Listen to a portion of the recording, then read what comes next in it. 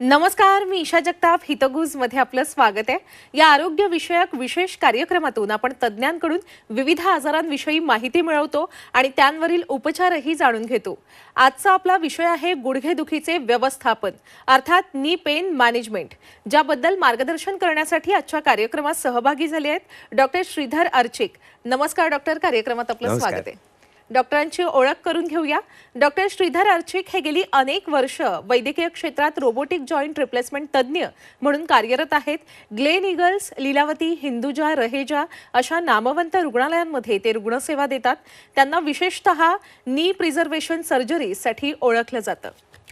Doctor, आजकाल ना, म्हणजे पूर्वी गुडघेदुखी म्हटलं की आजी आजोबाच डोळ्यासमोर यायचे, कारण त्यांचेच गुडघे दुखायचे. पण आजकाल तरुणांमध्ये सुद्धा गुडघेदुखी पाहायला मिळते. याचं कारण काय आहे? आपण खूप बैठे झालोत.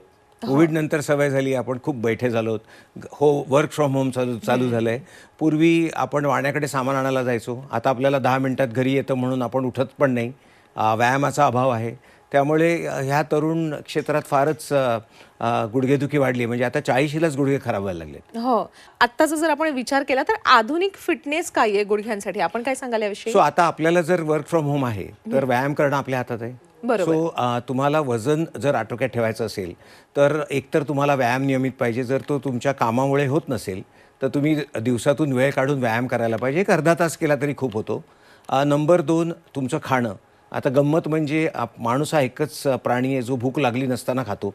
तुम्ही वाघाला बघत नाही की भूक नाही लागली तर शिकार करतो. त्यामुळे आपल्या भुकेवरचं नियंत्रण, खाण्याचे चॉईसेस, तो ह्या 2 गोष्टी आहेत की तुमच्या खाण्यावर नियंत्रण आणि रेग्युलर व्यायाम करणं. अगदीच, रेग्युलर व्यायाम करणं हे महत्त्वाचं आहेच. पण जर तो व्यायाम चुकीच्या पद्धतीने केला तर आपल्याला अंगदुखी होऊ शकते.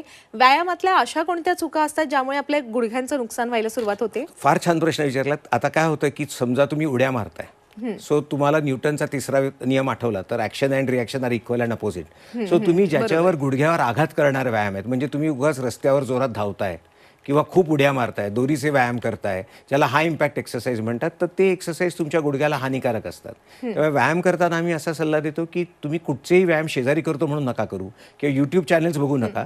तर तुमच्या शरीराला काय झेपतील तज्ज्ञ डॉक्टर, फिजिओथेरपिस्ट किंवा ट्रेनरकडून शिकून घ्या आणि मग व्यायाम सुरू करा. नाहीतर व्यायामाने फायदा होण्याच्या ऐवजी नुकसानच जास्त होतं. अच्छा, आपण छान दिसावे, आपले पाय सुंदर दिसावे किंवा आपल्याला एक कम्फर्टेबल वाटावं याच्यासाठी आपण वेगवेगळ्या स्टायलिश अशा चप्पला घालतो, शूज घालतो, पण त्याचा परिणाम सुद्धा गुडघ्यांवर होतो. अगदी बरोबर आहे. हो, याविषयी आपण काय सांगाल? सो काय होतं की तुम्ही चालताना तुमच्या पृष्ठभागावर ज्याच्यावर चालता त्याचा उलटा फोर्स गुडघ्यावर येतो. अच्छा, म्हणजे परत तो न्यूटनचा नियम आला. तर त्यामुळे तुम्ही चप्पल किंवा बूट वापरताना त्याचा जर सोल अतिशय चांगला असेल तर तो फोर्स तिकडेच ॲब्सॉर्ब होतो. तुमच्या गुडघ्यावर तो ट्रान्समिट नाही होणार पावलापासून, नाहीतर तो नुसता गुडघा नाही तुमच्या कमरेपर्यंत ट्रान्समिट होतो. त्यामुळे एकतर चपलांपेक्षा तुम्ही बूट घातलेले कधी चांगलं, ज्याला आमच्या भाषेत एनक्लोजिंग फुटवेअर म्हणतात, आणि त्याच्यासाठी पैसे खर्च करा ज्याचा सोल चांगला असतो. सो तुम्ही जेव्हा बूट विकत घेता तेव्हा त्यातली 90% किंमत तुम्ही सोलसाठी मोजता, बाकी 10% लेससाठी असते. तर जितका महाग बूट तेवढा तो सोल चांगला. तर त्यामुळे तुम्ही चांगल्या कंपनीचे कुशन फुटवेअर वापरणं हे अतिशय योग्य असतं गुडघ्याच्या सुरक्षिततेसाठी. हो, पण जसं मी म्हणाले तसं की प्रत्येक जण आपापला कम्फर्ट पाहतो. काही जण आपापल्या कामानुसार चपला वापरतात. बूट दररोज वापरणं हे प्रत्येक जणाला शक्य नसतं. मग दररोजच्या वापरासाठी कोणत्या चपला किंवा बूट वापरावे? आता आमचंच उदाहरण घ्या. आम्ही सर्जन बूट घालून ऑपरेशन नाही करू शकत, तर आम्ही आमच्या ऑपरेशन थिएटरमध्ये क्रॉक्स वापरतो, जे कुशन फुटवेअर असतं, कम्फर्टेबल असतं. सो तुम्ही लॅबोरेटरीत काम करताय तर तिथे तुम्हाला नायकी, रिबॉक वापरता नाही येणार. तर अशा ठिकाणी तुम्ही क्रॉक्स वापरा जिथे कुशन फुटवेअर असतं, जे तुमचं काम करून टाकतं. हो डॉक्टर, खरं तर आपण जे काही खातो त्याचा परिणाम आपल्या संपूर्ण शरीरावर होत असतो. आपल्या गुडघ्यांशी काय संबंध असतो आपल्या आहाराचा? अतिशय महत्त्वाचा प्रश्न असतो, कारण आपण जे आहारात खातो त्याच्यात जर आपण अँटी इन्फ्लेमेटरी म्हणजे तुमच्या आतमध्ये सूज न येणारे पदार्थ खाल्लेत तर तुमचा गुडघा सुरक्षित राहतो. साधारण कोणते पदार्थ? आता तुम्ही जर नॉनव्हेज खात असाल तर माशाने एवढं उत्तम दुसरं साधन काही नाही. माशांमध्ये अतिशय अँटी इन्फ्लेमेटरी गोष्टी असतात. मासेप्रेमी आता खुश झाले. पण समजा तुम्हाला मासाप्रेमी नसाल, शाकाहारी आहात, जैन आहात, तर आपल्या साध्या अळशीच्या बिया असतात किंवा जवस म्हणतो, जवसेची चटणी करा, नाहीतर नुसतं परतून खा. साध्या जवसेसारख्या किंवा हळदीसारख्या गोष्टींमध्ये अँटी इन्फ्लेमेटरी गोष्टी असतात. तर तुम्हाला नॉनव्हेजच खायला पाहिजे असं नाही. सो हे पदार्थांचं सेवन जास्त करा. आणि ज्या इन्फ्लेमेशन वाढवतात म्हणजे बाहेरचे पदार्थ, प्रोसेस्ड फूड म्हणतात, चीज, बटर, की ज्याच्यात प्रिझर्वेटिव्ह आहेत, ते किंवा अति तळलेले पदार्थ हे करू नयेत. म्हणजे ज्याच्यामध्ये इन्फ्लमेटरी गोष्टी असतात त्या खाल्ल्यावर ते इन्फ्लमेशन वाढणार तुमचं. डॉक्टर, खरं तर आपले पाय आपल्या संपूर्ण शरीराचं वजन पेलवत असतात. या वजनाचा आपल्या गुडघ्यांवर काय परिणाम होतो? समजा तुमचं वजन 60 किलो आहे तर ते 60 किलो गुडघ्यावर येईल, पण तुम्ही गुरुत्वाकर्षणाविरुद्ध ते वजन वापरलं. उदाहरणार्थ तुम्ही जिने चढताय, हाय इम्पॅक्ट एक्सरसाइज करताय किंवा खाली बसून सारखं उठताय तर तुमच्या गुडघ्यावर वजनाच्या 6 पट वजन येतं. तर त्यामुळे गुडघेदुखी असताना तुम्ही एक 5 किलो जरी वजन कमी केलं तर त्याचा फरक पडतो आणि वजन जास्त असेल तर तुमच्या गुडघ्यांची हानी जास्त होते. अगदीच अगदीच. आता अत्यंत महत्त्वाचा प्रश्न आहे डॉक्टर, आपल्या गुडघे कायम कायम निरोगी राहावे याच्यासाठी योग्य व्यायाम कोणते असतात? सो व्यायाम करताना काय होतं की आपण सारखं गुरुत्वाकर्षण आणि गुडघ्यांचा जोड लावतोय. सो त्यामुळे समजा तुम्ही असा व्यायाम केलात की ज्याच्यात गुरुत्वाकर्षणच नाही आहे तर गुडघे चांगले होतील. असा कुठचा व्यायाम असतो? पोहणं. अच्छा. सो तुम्ही पोहायला लागलात तर त्याच्यात गुरुत्वाकर्षण नसतं, त्यामुळे पोहण्यासारखा चांगला व्यायाम नाही. ज्याच्यामध्ये तुम्ही गुडघ्याला आपटता, म्हणजे तुम्ही रस्त्यावर जोरात धावताय, दोरीच्या उड्या मारताय किंवा तुम्ही जिम्नॅशियममध्ये हाय इम्पॅक्ट एक्सरसाइज करताय, लेग प्रेस खूप वजन घेऊन मारताय, ते करू नयेत. पण पोहणं, चालणं, तुम्हाला धावायचं असेल तर समुद्रकिनारी मऊ वाळूवर धावणं, ह्या गोष्टी तुमच्यासाठी चांगल्या असतात. आणि त्याच वेळेला फ्लेक्झिबिलिटी पण महत्त्वाची असते. म्हणजे योगा, ताईची हे फ्लेक्झिबिलिटी करतात. स्ट्रेंथ ट्रेनिंग म्हणजे वजनं केली तर गुडघ्याचे स्नायू बळकट होतात. आणि त्याच वेळेला तुम्हाला कार्डिओ म्हणजे हृदयासाठी व्यायाम पाहिजे, ज्याच्यात तुम्ही चालू शकता, पोहू शकता, धावू शकता. आपण जो सर्वात महत्त्वाचा व्यायाम सांगितला ना, पोहणे. आता कसं आहे ना डॉक्टर, अनेक जण ना जेव्हा दिवाळीच्या सुट्टीत गावी जातात किंवा उन्हाळ्याच्या सुट्टीत गावी जातात तेव्हा कुठे त्यांना नदीमध्ये पोहण्याचा आनंद घेता येतो. बाकी प्रत्येकाच्या सोसायटीमध्ये किंवा घराजवळ स्विमिंग पूल असेलच अशी काही आता शक्यता नसते. आणि अनेक जणांना दररोज व्यायाम करणं पण शक्य नसतं, त्यामुळे ते आठवड्यातून एकदा वगैरे व्यायाम करतात. अशा सगळ्यांसाठी आपण एक साप्ताहिक संतुलित व्यायामक्रम त्यांचा कसा असावा याबद्दल काय सांगाल? सो तुम्हाला पोहायला जमत नसेल तर आता तुम्हाला खूप यूट्यूबवर चॅनल्स मिळतात ज्या फ्री आहेत, ज्याच्यात व्यायाम दाखवतात. पण ते करताना तुम्हाला 3 गोष्टी लक्षात ठेवायला लागतात. आठवड्यात 7 दिवस असतात, शक्यतो 7 दिवस व्यायाम करा. 150 मिनिटं 7 दिवसात खूप सोपं आहे. 3 दिवस तुम्ही स्ट्रेंथ ट्रेनिंग करा, म्हणजे वजनं उचला की ज्यांनी स्नायू बळकट होतात. 2 दिवस तुम्ही कार्डिओ करा, म्हणजे चालणं किंवा सायकल चालवणं, ते सोपं असतं, बैठी सायकल असते. आणि 1 दिवस तुम्ही मुख्यतः ज्याला हाय इम्पॅक्ट एक्सरसाइज म्हणतात ते करा. म्हणजे 7 दिवस तुमचं हे होतं. किंवा त्याच्याऐवजी फ्लेक्झिबिलिटी ट्रेनिंग म्हणजे योगासनं करा. आणि या सगळ्याच्या पलीकडे जाऊनही आपल्याला जर का गुडघेदुखीचा त्रास झालाच तर मग त्यावर उपचार हे असतीलच, त्याकडे आपण येणारच आहोत. पण खरं तर कोणताही आजार असेल तर त्यावर आपण जेव्हा सुरुवातीलाच उपचार करायला सुरुवात करतो तेव्हा कदाचित त्यावर आपण मातही करू शकतो, ते दुखणं दूरही होऊ शकतं. जेव्हा आपल्याला गुडघेदुखी, आता मला दुखायला लागले आहेत, मला बसता उठताना त्रास होतो असं वाटतं, तेव्हा सुरुवातीलाच कोणती पावलं उचलावी? तर सुरुवातीला सर्वात महत्त्वाचं म्हणजे घरगुती उपचार करण्यापेक्षा डॉक्टरांचा सल्ला घ्यावा, कारण काहीही छोटंसं डॅमेज सुद्धा तुमच्या गुडघ्याला खराब करू शकतं. आपल्या इकडे मलमं लावणं आणि पट्टे घालणं ही कॉमन प्रथा आहे. पट्ट्यांचा फारसा उपयोग होत नाही. त्यामुळे तुमची गुडघेदुखी जर साध्या तुमच्या घरच्या पेनकिलरनी बरी नाही झाली तर 3-4 दिवसात तुम्ही डॉक्टरांना भेटणं गरजेचं आहे. म्हणजे त्याच्यावर 1-2 महिने थांबणं अतिशय चुकीचं असतं. अच्छा. आणि आपले गुडघे आहेत तसे जपावे आपण, यासाठी कोणत्या आधुनिक शस्त्रक्रिया आहेत उपलब्ध? हो, आता लोकांना वाटतं सर्जन म्हणजे शस्त्रक्रिया, तर ॲक्च्युली लोकांना वाटतं की गुडघ्याची शस्त्रक्रिया म्हणजे मी गुडघा बदली करून टाकणार. पण आता विज्ञान एवढं पुढे गेलंय की समजा तुमची आतली गादी, ज्याला आम्ही मेनिस्कस म्हणतो, ती फाटली असते तर ती आम्ही शिवू शकतो. पूर्ण खराब झाली असते तर किडनीसारखं त्याचा ट्रान्सप्लांट करू शकतो. तुमचं कार्टिलेज म्हणजे जो आतला मऊ भाग असतो ते पण ट्रान्सप्लांट करता येतं, जे आधी जमायचं नाही. तुमची अलाइनमेंट म्हणजे बऱ्याच लोकांचे गुडघे असे बागदार वाकडे असतात, त्यांनी गुडघे खराब असतील तर त्याला आम्ही नी अलाइनमेंट सर्जरी म्हणतो, म्हणजे ते सरळ करतो. सो साधारण 60च्या आधी प्रिझर्वेशन सर्जरीज केल्या जातात. आणि समजा त्याच्यानंतर तुम्हाला नी रिप्लेसमेंट लागली तर त्याच्यात सुद्धा आता फक्त जो भाग खराब आहे तोच, म्हणजे ज्याला आम्ही युनिकम्पार्टमेंटल म्हणतो तो, आणि अगदीच सगळं खराब झालं असेल तर मग टोटल नी रिप्लेसमेंट असतं. तर सर्जरीचा स्पेक्ट्रम म्हणजे खूप विविध सर्जरीज आहेत.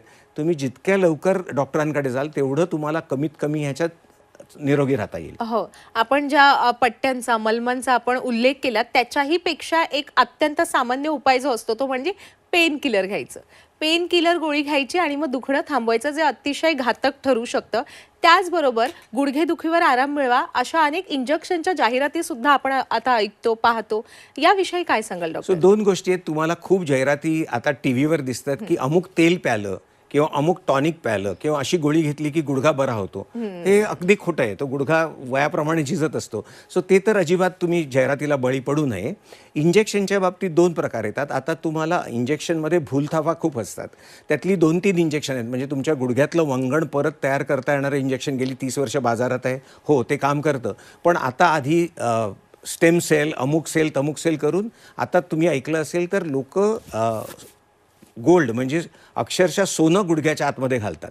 तर ह्या सगळ्या जाहिराती असतात, या बऱ्यापैकी भंपक असतात आणि एखादा कुठला तरी शास्त्रीय पेपर दाखवून तुम्हाला त्याच्यात आकृष्ट केलं जातं आणि लोकांना वाटतं की माझं ऑपरेशन वाचेल म्हणून मी सोनं इंजेक्ट करून घेईन.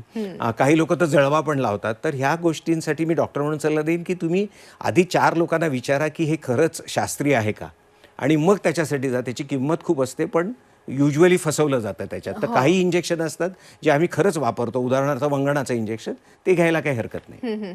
पण ते सुद्धा डॉक्टरांच्या सल्ल्यानंतरच. हो. इथे ना तुम्ही एक अत्यंत महत्त्वाचा मुद्दा मांडला डॉक्टर, की कोणतेही गोळ्या घेतल्याने, औषधं घेतल्याने गुडघ्यांची झीज होणं थांबणार नाहीये. ती वयोमानानुसार होणारच आहे. फक्त आपण ती पुढे ढकलू शकतो अगदी बरोबर. आणि योग्य सल्ला घेऊनच. बरोबर. बरं डॉक्टर, मी आता फक्त पेन किलरचा उल्लेख केला किंवा इंजेक्शनचा उल्लेख केला. इतरही असे कोणते उपचार असतील की जे दिशाभूल करणारे आहेत, ते आपल्याकडून जाणून घ्यायचे? हो, आता एक जाहिरात येते की तुम्ही अमुक तेल प्यालात की गुडघ्यात तेल तयार होतं किंवा लवचिक होतात गुडघे. गुडघे लवचिक होतात. हे असं काही होण्याची शक्यता पण नसते. किंवा सोनं इंजेक्ट केलं जातं किंवा सोनं इंजेक्ट करण्याचं काय प्रकरण आहे डॉक्टर? नाही, हे इंजेक्शन मिळतं तुम्हाला बाजारात. सो आता तुम्हाला गोल्ड आयन्स म्हणजे सोन्याचे आयन्स असतात, त्याचं सोल्युशन मिळतं आणि ते आत टाकलं जातं आणि रुग्णाला सांगितलं जातं की ही रिजेनरेटिव्ह थेरपी आहे, म्हणजे तुमचा गुडघा नवीन होईल. अच्छा. पण आता तुम्हाला पण माहिती आहे की डोळा सुद्धा मोतीबिंदूंनी वयाने खराब होतो किंवा केस पांढरे होतात. तसं जे वयाने होणार आहे ते अख्खं परत करता येणं औषधांनी शक्य नाहीये. पण तरी सुद्धा जाहिराती करून लोकांना फसवलं जातं त्याच्याबद्दल. अगदीच. आता आपण शस्त्रक्रियेकडे वळूया. डॉक्टर, गुडघेदुखीची अशी कोणती स्टेज येते की आता शस्त्रक्रियेशिवाय पर्याय नसतो? सो त्याला आम्ही म्हणतो की तुमच्या ॲक्टिव्हिटीज ऑफ डेली लिव्हिंग खराब होतात. किंवा तुम्हाला हिंदी सिनेमाच्या भाषेत सांगायचं झालं तर आनंद सिनेमात राजेश खन्ना अमिताभ बच्चनला सांगतो की बाबू मोशे जिंदगी लंबी नाही बडी होनी चाहिए. तर ज्या वेळेला तुमच्या रोजच्या जीवनात तुम्हाला कष्ट व्हायला लागतात, तुम्हाला उठून दार उघडता येत नाही, तुम्हाला रात्री लघवी संडास लागायला भिंतीचा आधार घ्यायला लागतो, जिने चढता येत नाहीत, कुठे जाता येत नाही, ह्याचा अर्थ तुमच्या जीवनातला आनंद गेलाय. ज्या वेळेला तुमच्या जीवनातला आनंद जातो त्यावेळेला तुम्हाला शस्त्रक्रियेची गरज असते. अच्छा. डॉक्टर, आजकाल ना वेगवेगळ्या आजारांवर रोबोटिक शस्त्रक्रिया करण्याचं फार त्याला प्रसिद्ध होते ही शस्त्रक्रिया, किंवा त्याला प्राधान्य दिलं जाते. गुडघेदुखीवर कधी रोबोटिक शस्त्रक्रिया केली जाते? हो, गुडघ्यावर आता रोबोटिक होतं. तर काय होतं, आपलं तंत्रज्ञान रोज वाढतं. म्हणजे तुमचा मोबाईल फोन 2 वर्षापूर्वी होता, तो तुम्ही आता घेतलात तर त्याच्यात आपोआप काही गोष्टी येतात. सो रोबोटिक सर्जरी हा नवीन आविष्कार आहे सायन्सचा आणि त्याचा निश्चित आम्हाला फायदा होतो ऑपरेशन करताना. पण त्याच वेळेला काय होतं, लोकांना असं वाटतं की रोबोटिक सर्जरी म्हणजे सगळ्या प्रश्नांना उत्तर देता येतं. तर ते आम्हाला सर्जरीत मदत करतं, अचूकता वाढते. पण असं नाही आहे की ते दर ऑपरेशनला लागतंच. म्हणजे काही पेशंटना तर असं वाटतं की रोबो सर्जरी करतो आणि मी चहा पितो बाहेर. तर रोबो हे तुम्हाला शस्त्रक्रिया सुलभ करण्याचं साधन आहे आणि ते योग्य डॉक्टरच्या हातात असेल तर फार फायदा होतो. पण त्याच वेळेला लोकांना फोमो होतं की नाही, माझं रोबोटिक नाही केलं म्हणजे काही वेगळं होईल. असं नसतं. सगळ्यांना त्याची आवश्यकता असते असं नाही. पण निश्चित त्यांनी तुमच्या शस्त्रक्रियेत आम्ही फरक आणू शकतो. सो तज्ज्ञ डॉक्टरनी सल्ला दिल्यावर ते करावं. आमच्याकडे उलटं होतं, पेशंट हट्ट करून येतो की डॉक्टर तुम्ही रोबोटिक करताना मला रोबोटिकच करून पाहिजे. अच्छा. पण डॉक्टर, जे आपली पारंपरिक शस्त्रक्रिया असते आणि ही रोबोटिक शस्त्रक्रिया, दोघांमध्ये काय फरक आहे नेमका? सो ह्याच्यामध्ये रोबोटिक्समध्ये काय होतं, तुमच्या काही गोष्टींची अचूकता खूप चांगली होते आणि काही ऑपरेशनं जी माणसाला करू शकता येत नाहीत. म्हणजे उदाहरणार्थ तुमच्या गुडघ्यामध्ये आधी काही फ्रॅक्चर झालं आणि गुडघा तिरका आहे किंवा तुमच्या ह्याच्यात आतमध्ये काही प्लेट स्क्रूज असतील, तर अशा वेळेला जे माणसाला करता येत नाही ते रोबोच्या मदतीने आम्हाला करता येतं. तर त्यामुळे काही कठीण शस्त्रक्रियेत त्याचा प्रचंड फायदा होतो. डॉक्टर, आपले गुडघे कधीच खराब होऊ नये आणि ते वर्षानुवर्ष अतिशय सुदृढ राहावे यासाठी आपण काय टॉप 3 अशा आपल्या टिप्स द्याल? सो सर्वात महत्त्वाची गोष्ट, आपण गुडघे दुखल्यावर डॉक्टरकडे जातो. ते होऊच नये म्हणून तुम्ही तरुणपणीच चांगली सवय लावा की तुम्ही 150 मिनटं रोज आठवड्याला व्यायाम करताय. तुमचं खाणं चांगलं आहे, त्याच्यात प्रोसेस फूड नाही आहे, अँटी इन्फ्लेमेटरी म्हणजे मगाशी आपण मासे वगैरे बोललो त्या गोष्टी खाताय, तुम्ही ॲक्टिव्ह राहताय, तुमच्या वजनाकडे लक्ष देताय, तुमच्या लाईफस्टाईलमध्ये तुम्ही तुमच्या शूजमध्ये किंवा बुटांमध्ये जास्त इन्व्हेस्ट करताय, तर ही तुमची लाईफस्टाईल चेंज होते. तुम्ही बैठे होऊ नका. ते झालं तर तुमचं ऑटोमॅटिकली गुडघा जास्त दिवस टिकतो. आणि ज्या वेळेला तो दुखायला लागतो तेव्हा तुम्ही जितक्या लवकर डॉक्टरांकडे जाता तितकी आम्हाला जास्त संधी असते की आम्ही तुमचा गुडघा प्रिझर्व करू शकतो. आणि जर हे समजा तुमचे सगळे उपाय थकले तर जरूर ऑपरेशन करून घ्या, कारण त्यांनी तुमचं गुडघा बदली केल्यानंतर अक्षरशः जीवन बदलतं आणि काही लोक तर टेनिस खेळण्यापर्यंत चांगले होतात आणि तुमचं आयुष्य बदलून जातं. सो म्हणून अगदी लागलं तर त्यावेळेला योग्य डॉक्टरांकडून ऑपरेशन करून घ्या. हे 3 मुख्य सल्ले आहेत. अगदीच अगदीच. डॉक्टर, खरं तर ना शस्त्रक्रिया म्हटली की अनेक जणांना भीती वाटते आणि डॉक्टर ती शस्त्रक्रिया रुग्णांना सजेस्ट केल्यानंतरही रुग्ण ती पुढे पुढे ढकलतात. हे किती घातक ठरू शकतं आणि आपण असे जर आपले पेशंट असतील आपल्या प्रेक्षकांमध्ये त्यांना आपण काय सल्ला द्याल शस्त्रक्रियेविषयी? सो आता काय वाटतं लोकांना, शस्त्रक्रिया म्हणजे पहिला प्रश्न असतो की माझं खाली बसणं बंद होईल, मला काहीच गोष्टी करता येणार नाहीत. तर आता काय झालं की जगभरात आपल्याकडे उदाहरणार्थ जपानमधले लोक खाली बसूनच सगळं करतात किंवा भारतात आपल्याला खाली बसायची सवय असते. सो तंत्रज्ञान एवढं वाढलं आहे की ऑपरेशननंतर तुमचा गुडघा जसा तुम्ही पूर्ण वाकवून बसू शकता, ज्याला योगासनात वज्रासन म्हणतात, तेवढा वाकवणारा गुडघा उपलब्ध असतो. त्यामुळे ऑपरेशननंतर तुम्ही खाली काय, तुम्ही वज्रासन पण करू शकता. नंबर 2, तुम्हाला जिने चढायला सोपं जातं आणि तुम्हाला साध्या साध्या गोष्टी करायच्या असतील, म्हणजे उदाहरणार्थ तुम्हाला स्वित्झर्लंडमध्ये जाऊन ट्रेकिंग करायचं आहे तर गुडघे बदली केल्यानंतर तुम्ही करू शकता. तर थोडक्यात सांगायचं तर आम्ही सांगतो ऑपरेशन केल्यानंतर तुम्ही काही मला विचारलं डॉक्टर हे करू का, त्या प्रत्येकाचं उत्तर एक असतं, हो करा. म्हणजे एकंदरीत शस्त्रक्रिया झाल्यानंतर टू द फुलेस्ट जगू शकतात. हो अगदी. आणि त्याच्याशिवाय महत्त्वाचं असं की तंत्रज्ञानामुळे त्याला आम्ही आता रॅपिड रिकव्हरी म्हणतो. तर लोक ऑपरेशन का नाही करत, तर त्यांना वाटतं की ऑपरेशन झाल्यानंतर 6 आठवडे मी बिछाण्यात असणार आणि मग सांगितल्यावर त्यांचा विश्वास बसत नाही की आता नवीन तंत्रज्ञानानुसार तुमचं ऑपरेशन सकाळी झालं तर साधारण संध्याकाळी 4 ते 6 मध्ये तुम्ही उठून चालायला लागता. तुम्ही हॉस्पिटलमध्ये 3 दिवसाच्या वर नसता आणि 3 दिवसाला तुम्ही जिने चढू शकता. सो तुम्ही परावलंबी नाही स्वावलंबी होता. आणि म्हणून मला सांगावंसं वाटतं की ऑपरेशनबद्दल खूप गैरसमज आहेत, ते दूर करायला पाहिजेत. आणि आता त्याच्यापेक्षा महत्त्वाचं काय आहे की तुमच्या गुडघ्याला 3 कंपार्टमेंट्स किंवा 3 खोल्या असतात. आता जर एकच खराब झाला तर आम्हाला तेवढाच बदलता येतो, असं नाही की बाकीचे पण बदलून टाकले जातात. आणि त्याच्यामुळे आता बरेच लोक टेनिससारखे स्पोर्ट्स खेळतात, त्यामुळे ऑपरेशनमुळे तुमचं जीवन बदलून जातं. अगदीच अगदीच. आपण मग अशी रोबोटिक शस्त्रक्रियेविषयी बोललो. डॉक्टर, इतर कोणकोणते बदल झालेले आहेत आता आधुनिक शस्त्रक्रियांमध्ये? तो ह्याच्यामध्ये आता काय होतं की तुमच्या गुडघ्याच्या आतमध्ये कार्टिलेज असतं, म्हणजे नारळाच्या आतमध्ये जे मऊ भाग असतो तसा भाग असतो. आणि कार्टिलेज एकदा डॅमेज झालं ना तर ते परत यायचं नाही. म्हणजे आपल्या शरीरात केसांसारख्या गोष्टी असतात ज्या कापल्या तर परत येतात, पण कार्टिलेज गेलं की संपलं. आणि तरुण वयात ते तुम्हाला ॲक्सिडेंट झाला आणि कार्टिलेज गेलं तर गुडघा खराब व्हायचा. आता आम्ही काय करू शकतो की तुमच्याच कार्टिलेजचा एक 4 मिलीमीटरचा तुकडा घेऊन आम्ही प्रयोगशाळेत त्याच्यापासून कोट्यावधी कार्टिलेज सेल्स बनवतो, त्याचा एक ग्लू तयार करतो आणि ते कार्टिलेज ट्रान्सप्लांट करू शकतो. सो पूर्वी तुमच्या दुर्दैवाने ॲक्सिडेंट झाला आणि कार्टिलेज गेलं तर तुमचा गुडघा 40ला खराब व्हायचा. आता कार्टिलेज ट्रान्सप्लांट करता येतं, जसं किडनी किंवा हार्ट किंवा लंग ट्रान्सप्लांट होतं आणि त्यांनी गोष्टी बदलल्या. त्यामुळे तुम्ही तरुण वयात आलात तर तुमचं अख्खं आयुष्य परत नॉर्मल होऊ शकतं. अगदीच. आता आलेलो आहोत आपण या कार्यक्रमाच्या समारोपाकडे. डॉक्टर, जाता जाता आपल्या सर्व प्रेक्षकांना आपण काय मोलाचा सल्ला द्याल? की तुम्हाला गुडघेदुखी होऊच नये तर तरुण वयातच सगळ्या गोष्टी सुरू करा. तुमच्या फिटनेसवर, फ्लेक्झिबिलिटीवर आणि आहारावर नियंत्रण ठेवा. 150 मिनिटं पर वीक हे सूत्र लक्षात ठेवा. आणि दुर्दैवाने तुम्हाला काही होऊन गुडघेदुखी झाली तर तज्ज्ञ डॉक्टरांकडे लवकरात लवकर या. आता विज्ञानात एवढ्या गोष्टी अवेलेबल आहेत की गुडघ्यादुखी म्हणजे नी रिप्लेसमेंट हा प्रश्नच गेला आहे. आम्ही तुमचा गुडघा विविध गोष्टींनी वाचवू शकतो की तुम्ही अगदी 90 वर्षापर्यंत सुखी राहू शकता. अगदीच. डॉक्टर, आज आपण या ठिकाणी उपस्थित राहिलात आणि आपल्या सर्व प्रेक्षकांना एवढं मोलाचं मार्गदर्शन केलं त्याबद्दल मी आपले मनापासून आभार व्यक्त करते. धन्यवाद. धन्यवाद. प्रेक्षक हो, आता वेळ झालेली आहे इथेच थांबण्याची. ताज्या घडामोडींसाठी नेहमीच पाहत रहा झी 24 तास.